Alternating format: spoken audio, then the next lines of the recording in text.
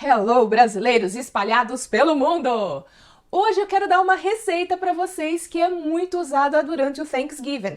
Eu não sei se vocês sabem, mas os americanos não são muito ligados em frutas. Para você ter uma ideia, eu já tentei fazer diversos tipos de drinks aqui nos Estados Unidos, em que você pega frutas e você bate e mistura com algumas bebidas. Por exemplo, aquela bebida que é chamada espanhola.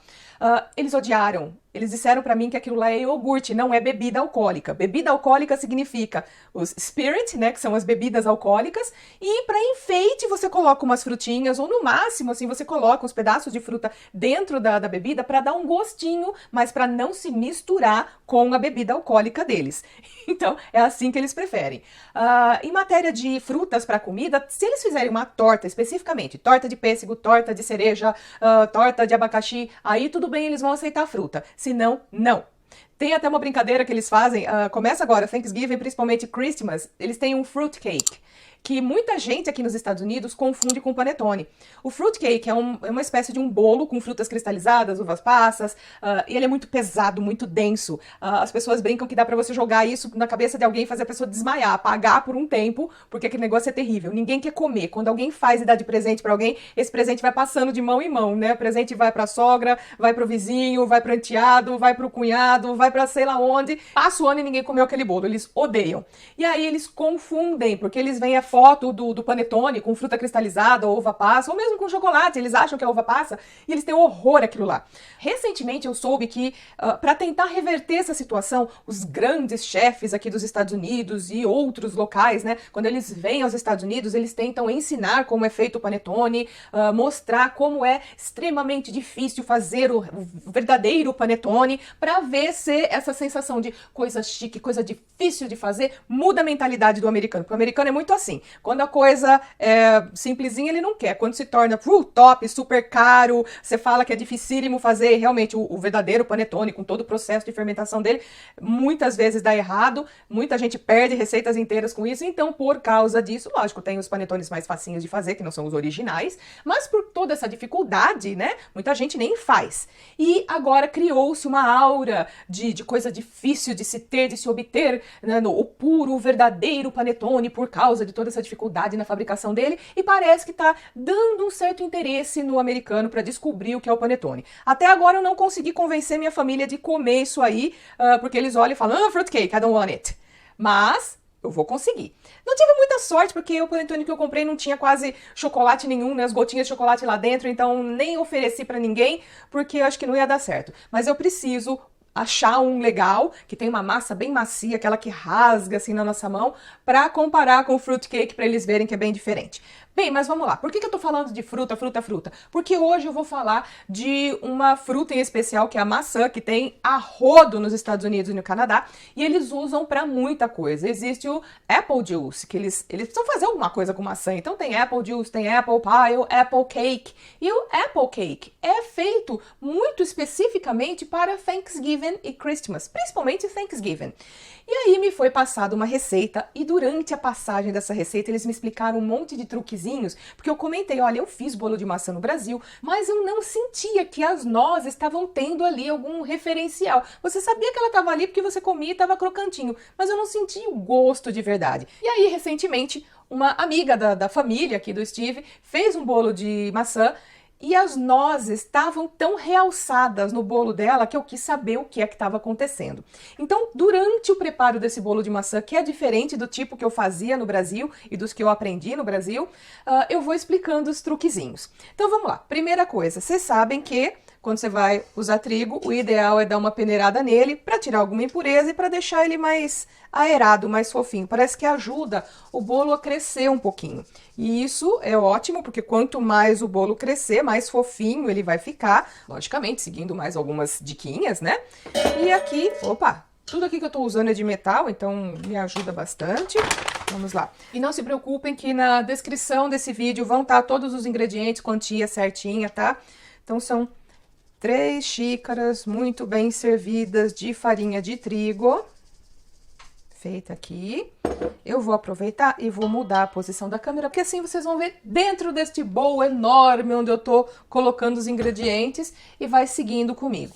Eu usei aqui as 3 xícaras de farinha de trigo. Você pode usar também 2 xícaras de farinha de trigo e 1 xícara de amido de milho, famosa maisena, porque ajuda a deixar mais fofinho ainda se você quiser. Eu não usei, mas há bastante gente que usa.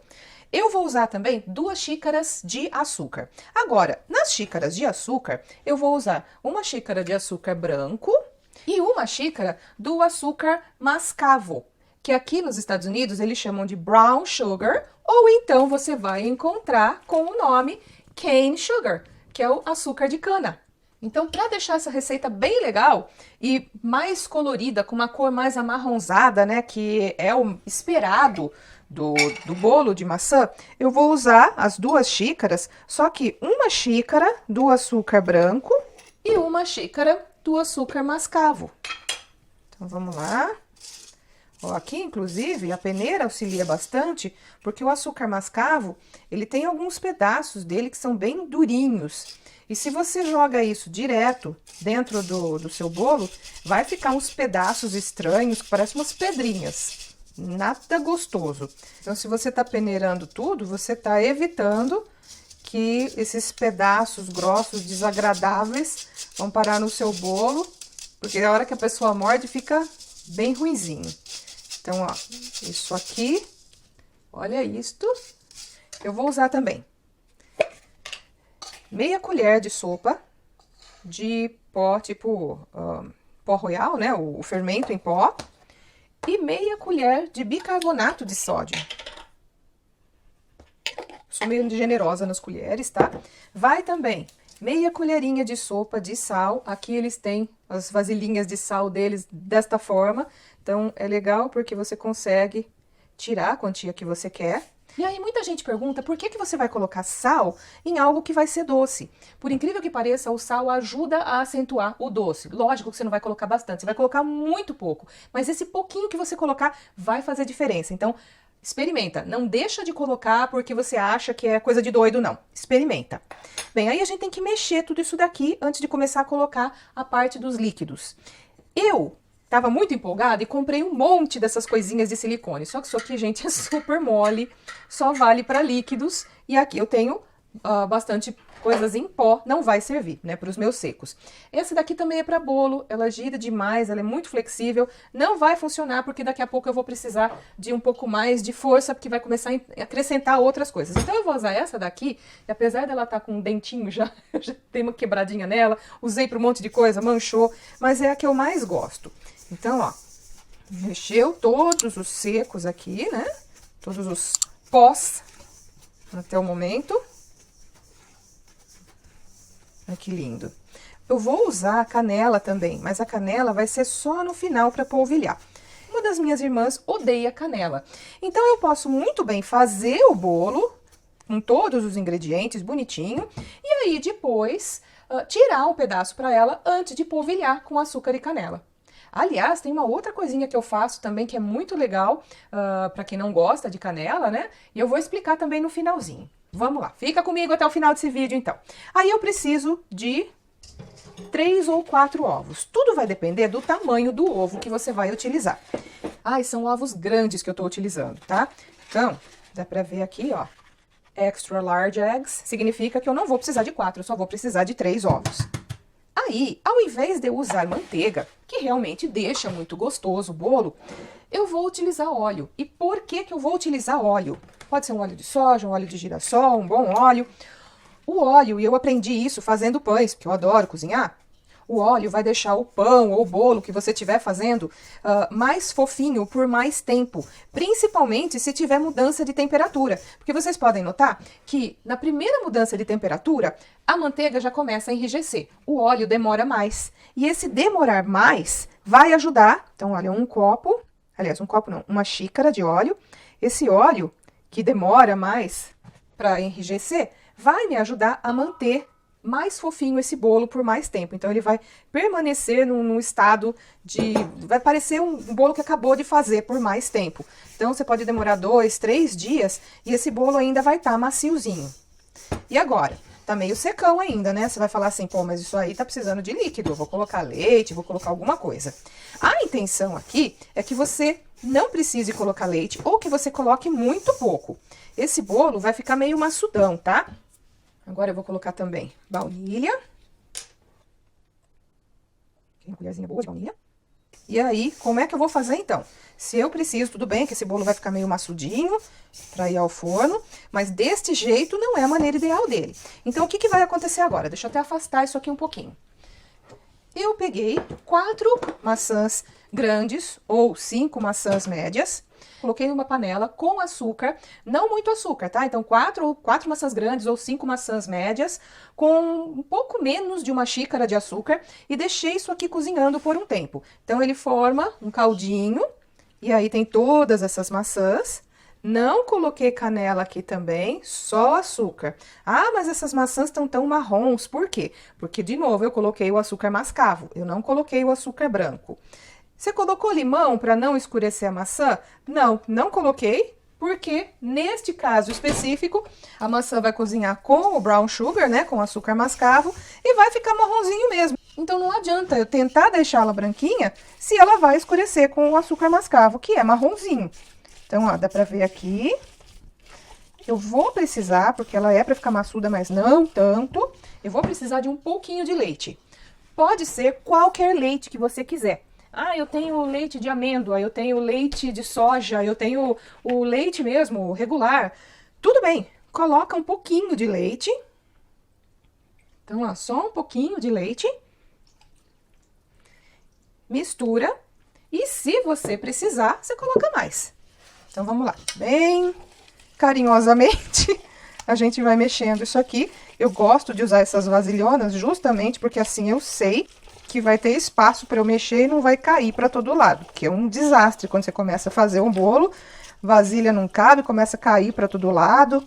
Bem, tem mais um ingrediente para colocar aqui. E antes de eu colocar esse ingrediente, eu vou explicar uma coisa. Então, ó, a massa já tá legal.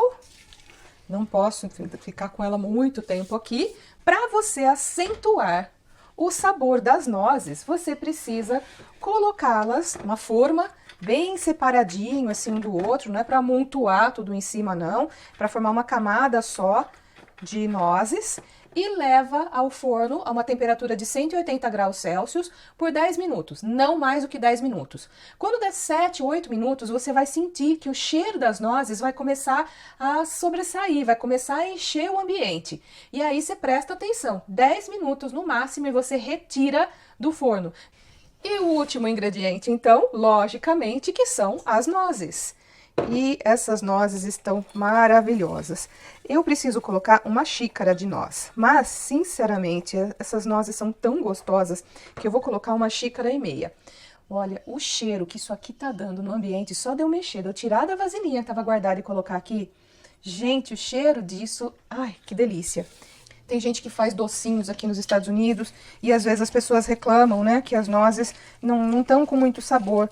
Olha aí por quê. Se você der essa pequena tostadinha, 10 minutinhos, que essas nozes ficarem no forno, você vai ver que vai mudar completamente o sabor do teu bolo, do teu doce, do teu pão, daquilo que você fizer. Salgados, inclusive, que às vezes levam nozes. Você vai sentir que o sabor é muito melhor se você tiver torrado as nozes. E aí, vamos lá. Como é que a gente vai fazer com a forma? Eu vou usar essa forma aqui, mas o ideal, que eu acho, é usar a forma redonda, preferencialmente se tiver o furinho no meio, porque fica mais bonito. Eu não tenho, eu só tenho essa daqui e o americano gosta muito de bolo alto, bem alto. Então eu faço nessa forma, divido ao meio, muitas vezes eu coloco algum tipo de creme, eu vou ter que fazer um creme de maçã, e aí coloco a outra base em cima. Eu vou passar manteiga, essa forma aqui não é a minha forma mais querida, tá vendo que ela tá toda manchadinha. As outras formas estão na casa da minha cunhada, porque a gente tá testando tamanhos para ver o que vai, qual vai dar certo para as nossas receitas pro Thanksgiving. Essa daqui ficou aqui como eu queria testar bem esta receita antes de fazer pro Thanksgiving. Steve não vai reclamar se não tiver o formato que ele quer para comer. Vamos lá.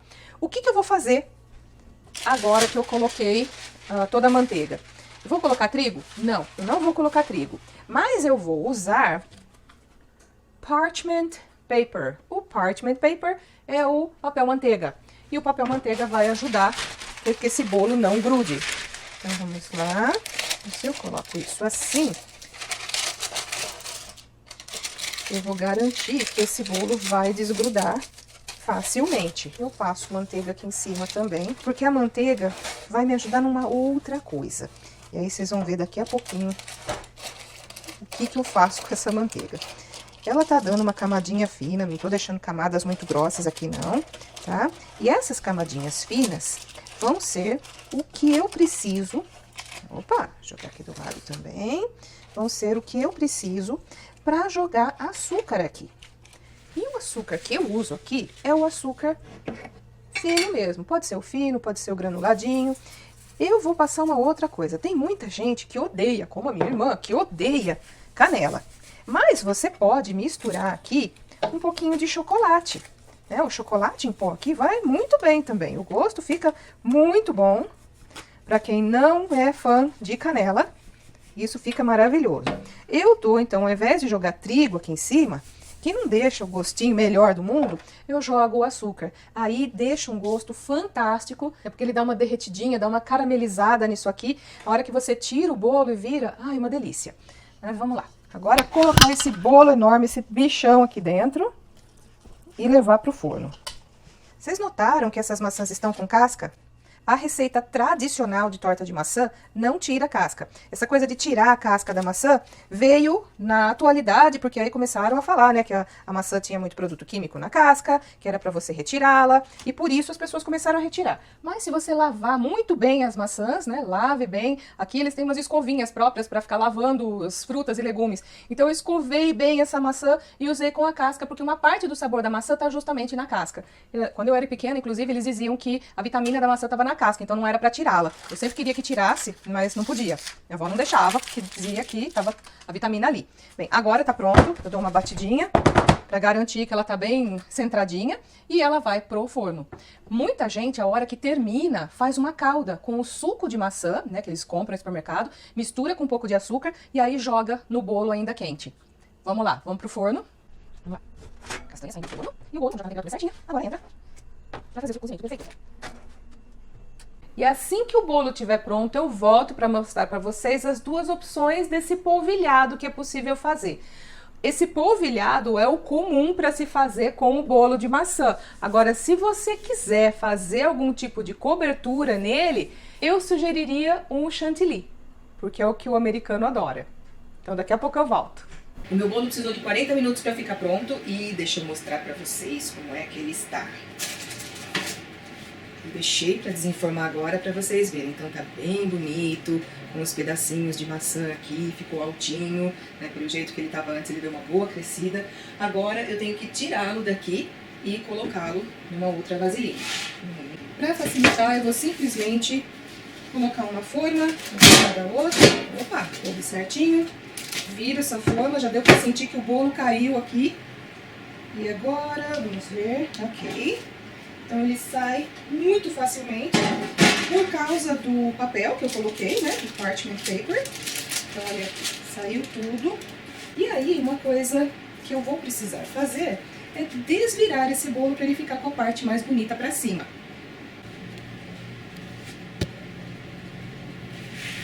E agora que ele tá aqui centradinho, bonitinho, é a hora em que eu tenho as duas possibilidades.